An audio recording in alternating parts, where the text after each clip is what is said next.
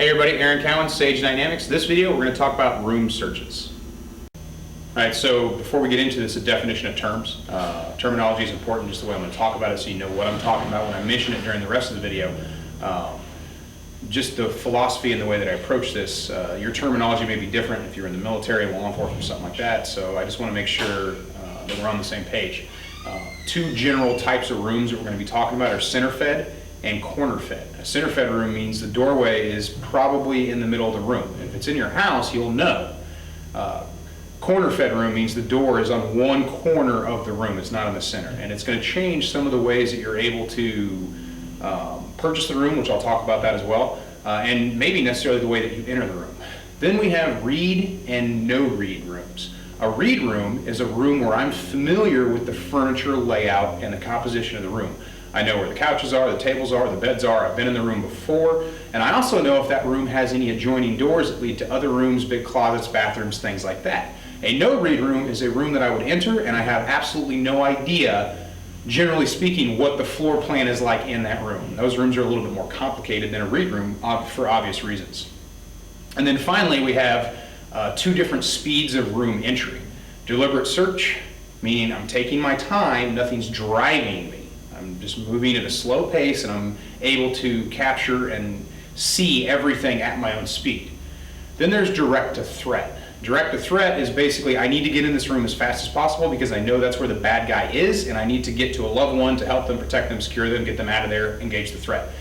Direct to threat is the high speed, the dynamic, the fast, but it does sacrifice some of your ability to process in totality a situation versus deliberate search, which allows you to move at your own pace. We're talking specifically about individual techniques. Now these techniques are mostly applied to home defense. That's the most likely situation you're probably going to use them in, but they do apply to any kind of structure. Geometry is geometry. There's certain advantages that you'll have in home defense that you won't have in a space you've never been into, but we'll get to that. But I can't emphasize enough, underline, underscore, italics, bold, exclamation points. This is about individual techniques, not team techniques. There are certain things that you don't have to do if you're not in a stack, four-man team, what have you. And there's certain things that you will have to do by yourself that you wouldn't have to do in the team. The emphasis, the drive, and the techniques are going to be different. But they can be applied to any kind of structure setting, any kind of room setting, or any kind of geometry setting that you have to enter into where there could conceivably be a threat in that area. Because the topic is so broad, we're literally just going to cover rooms today in this video. This video is just about the room itself, and we'll expand upon that in future videos. Now this is a sterile room. It's empty. It's corner fed, as you can see, not center fed. We got a general idea of the floor plan, but there's nothing in here. There's no furniture. So this is always going to be a read room because every time you come into it, you know it's going to be empty. Target's going to be on the wall or something like that, or maybe they got dummies or what have you, but even if you're up against role players, there's nothing in this room that really replicates real life except for an empty room. The majority of rooms in your home probably don't look like this. This is a good place to start just to work on angles and things of that nature, but it's not where you want to always do your practice and your training because it's not realistic at all. Now we talked about a sterile room versus a more realistic room. A lot of your shoot houses don't have doors, or they only have doors in certain areas, but almost every room in your house is probably going to have a door. Almost any room is going to have some kind of door. Doors either open in or they open out. Every now and then you see a door that slides. This door opens in. You think about the doors in your home, bedroom doors traditionally open in because hallways are not as wide. Municipal buildings, hospitals, schools, things like that, those doors open out. They open out because the hallways are wider to allow more traffic, and they also open out because of fire code. But Residential doors traditionally open in. So if I have to move into a room and the door is closed, I have to deal with that door. I want to be on the side of the door that allows me to generate the most control over that door. I'm opposite the handle because the door opens in. So if I was going to go in this room, I could ride the door the entire time if I had to, or I could forcefully shove it open and make my entry. If I'm on this side of the door, I don't have that ability. And every now and then I see somebody just kind of turn the handle and try to push the door open, but they're not able to generate enough force on the door, and sometimes they generate too much force and the door bounces off the wall and comes right back and hits them. So if I have the option to choose which side I'm going to enter from, I'm going to be opposite the handle on an inward opening door. Now, one thing I can't reiterate enough is our hands tend to want to be doing the same thing at the same time. They like to work together because we generally do things with two hands more often than we do with one. I have my gun hand, my primary hand. My support hand does all the work. It feeds the gun, works the light, works doors, everything like that. Under stress or with inexperience, if this is something you're new to, a lot of people tend to do two kind of bad things. And the first thing is when they go to open a door, the gun goes for the door handle at the same time that the support hand does. So they're going to open the door and muzzle themselves at the same time. Another thing people tend to do is when they go to open a door, this is where their attention goes, this is where their eyes go, this is where all their focus is. So they break that handle, and as they start to open the door and feed it in, their eyes are still down when they should be looking at the visual horizon. So just two things to be aware of, and when you practice, if you recognize yourself doing this, fix it as quickly as possible. Now, on an outward opening door, do you want to be on the hinge side or the handle side? Well, the hinge side has an advantage in the fact that I'm able to control the door the entire time. The bad thing is I'm opening the door in front of me and creating a barricade to myself to where I'm going to have to then come out and around the door. So on outward opening doors, my personal favorite, and again, working by myself, is I'm going to generate my control from here. So as soon as I break that handle, as soon as I begin to open that door, I have eyes in the room and I can start to pie it as I open the door. Now I may open the door and control it the entire time, or I may open it and just kind of throw it out of the way until I have enough room to see what I can see.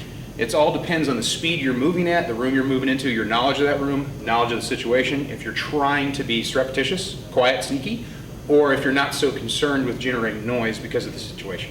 Now talking about actually navigating the doorway. My entranceway, or if I'm dealing with a door, I need to be able to pie that room as much as possible. Pie is one of those terms that we use. It's just a descriptive term. It doesn't necessarily, you don't have to use it. But usually it's one of those terms that everybody knows what it means. So what I'm basically doing is I'm going to see as much of the room as I can from the outside the entire time. The biggest thing you want to do is keep your weapon system, handgun or rifle, whatever you're using, in a place where you can see the most room possible. You want to be able to see the floor, and you want to be able to see up to the level that you'd expect a person to be at. So with a handgun, I'm not going to press all the way out and stay on my sights so much as I'm going to bring the gun into a close compression, and then I'm just going to work in an arc, as much arc as I can possibly get within reason. Obviously, if I have the ability to go 30 feet away, I probably wouldn't do that. But if you think about the hallway, think about the hallways in your house if you have them. How much room can you get?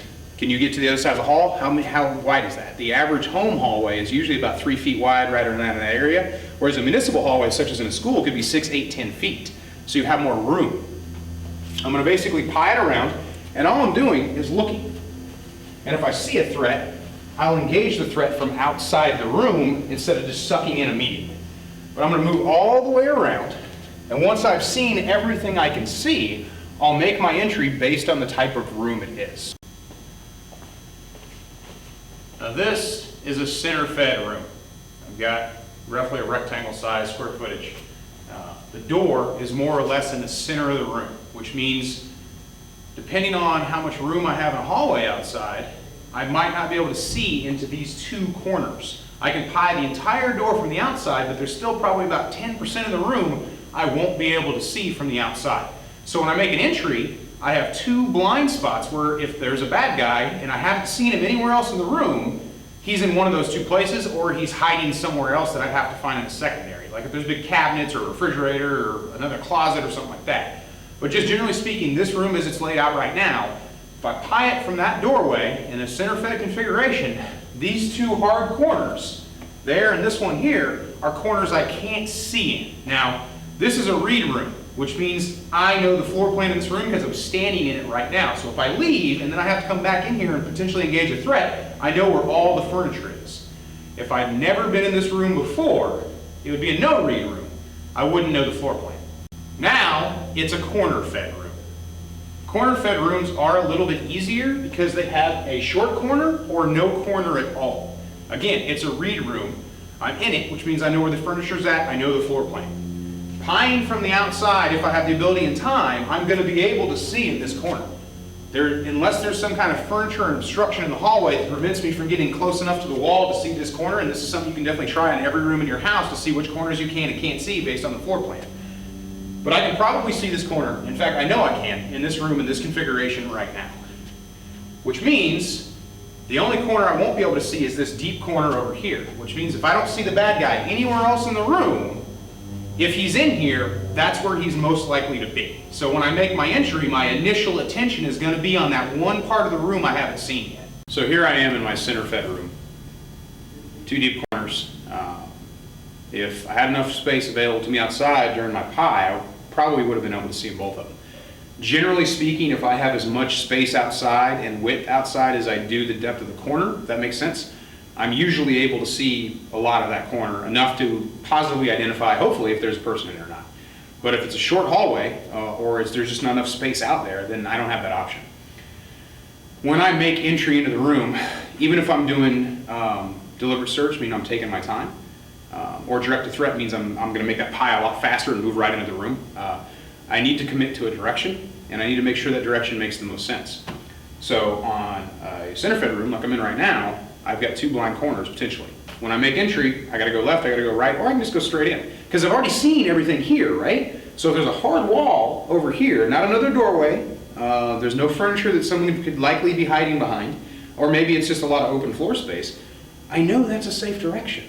The only problem I'm going to have is confronting both corners at the same time while I move in that direction. So I'm moving this way, but my attention's got to go one of these 2 ways.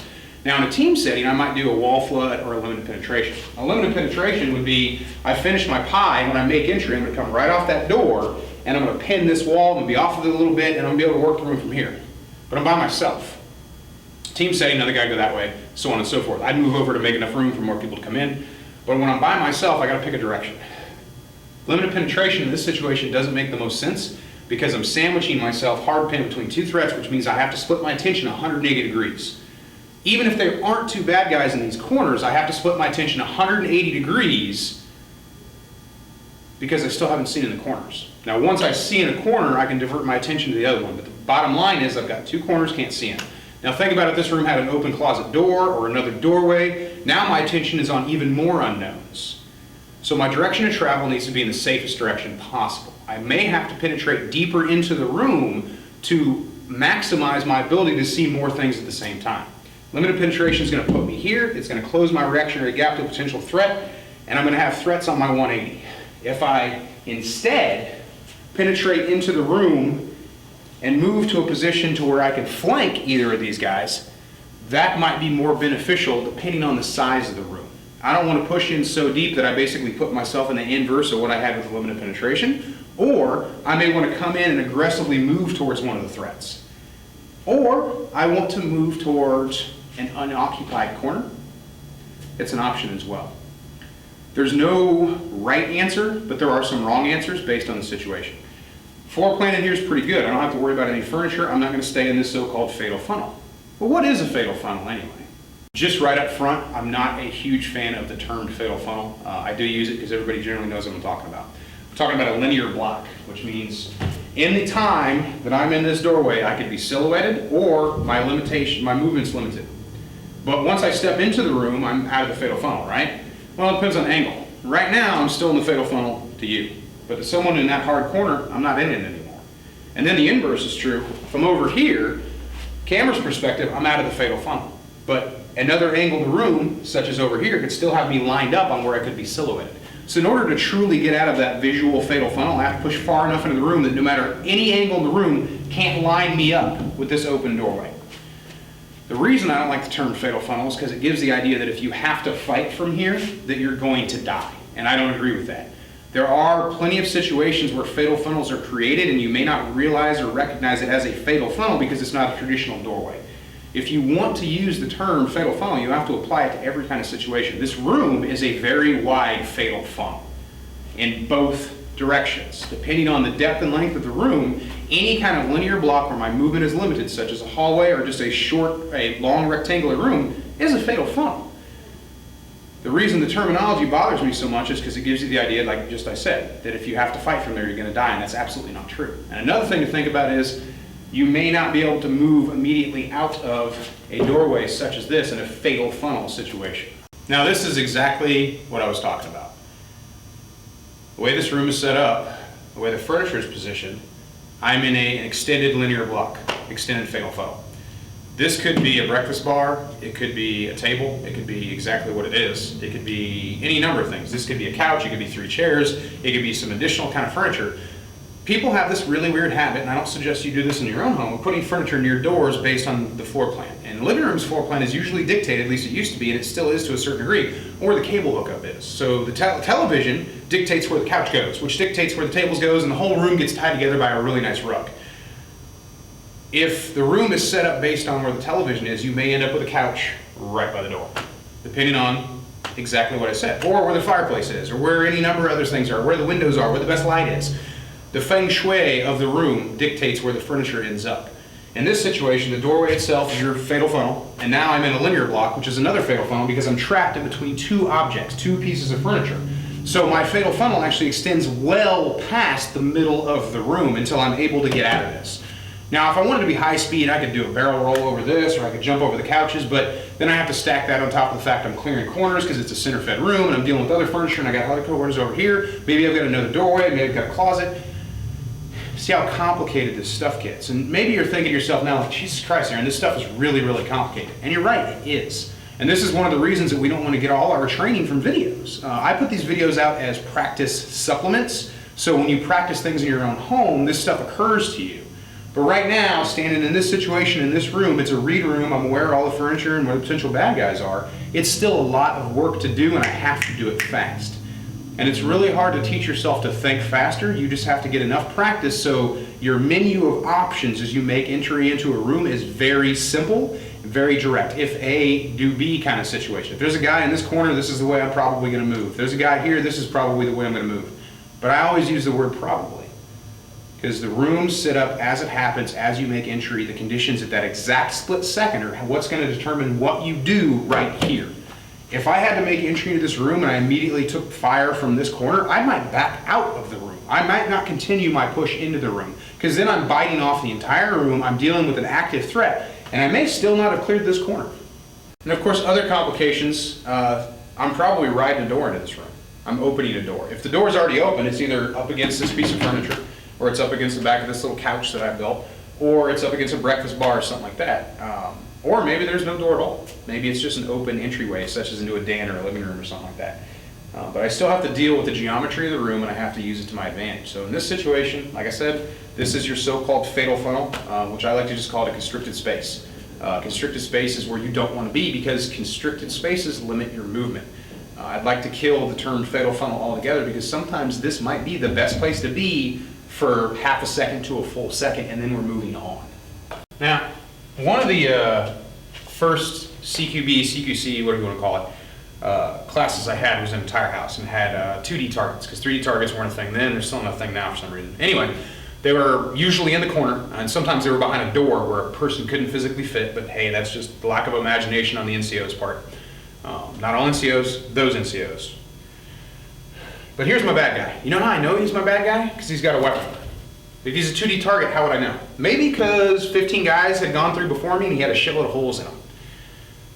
When you practice this, or if you're able to train this in a shoot house, this bad guy should probably only be used once or twice. Why? Because visually, my confirmation to shoot him is the fact that he already has a lot of holes in him. That's a training artificiality. This guy has been shot many, many, many, many times. So when I pie around, the first thing I probably identify in a training setting isn't the fact that he's got this cardboard, almost two-dimensional knife, it's the fact that, oh shit, he's been shot, so he's a guy I can shoot. Usually your no-shoots are kept clean and pristine, and the only time they get changed out is when somebody shoots one by mistake. What does that mean? Well, it means the bad guys should probably look like this for every single run. Can be a little cost prohibitive. You can use plasters or clothes or dark. I like dark t-shirts. Those work great until people start shooting them in the head where they should in close ranges. But my point is, we want to avoid those training artificialities. So if you're setting up these drills in your house, if you're going to use airsoft or something like that, work with a practice partner who will change your targets out on you. So the bullet holes in the training setting do not give away the fact that, like, oh shit, I got to shoot that guy. Your target should be clean and pristine every single time, as much as possible, as much as your budget allows, to prevent you from getting that false positive of, I know that's a shoot target because I've shot it 12 times before, it's just in a different place now. If every single target you see looks kind of like this, then you have to visually search for a reason to shoot or not shoot them, which is why we have weapons. Hands, hands!